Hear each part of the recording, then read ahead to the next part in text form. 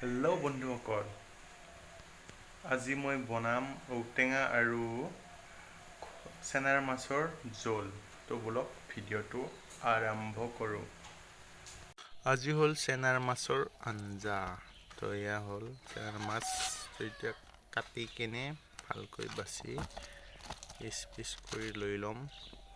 তো চেনাৰ মাছটো বনাম আমি ঔটেঙাৰ লগত। তো ঔটেঙাখিনি বাকলি গুচাই কাটি মিক্সিত পিচি লৈ ল'ম, তাৰপিছত বনাম। ঔটেঙাখিনি আমি বাকলি গুচাই এনেকৈ কাটি লৈছোঁ, তাৰপিছত মিক্সিত পিচি কেনে লৈ ল'ম।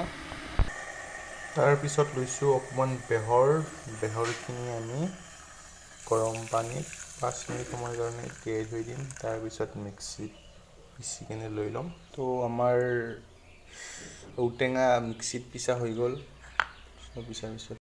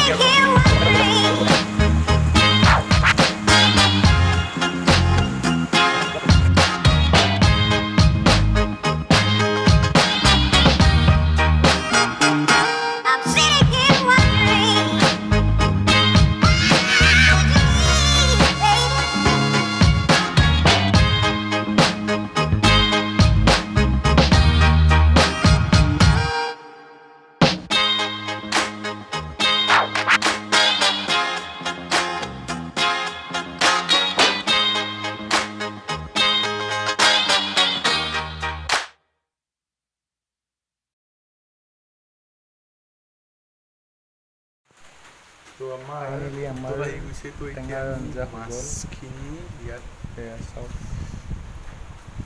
গোটেইখিনি দি দিলোঁ।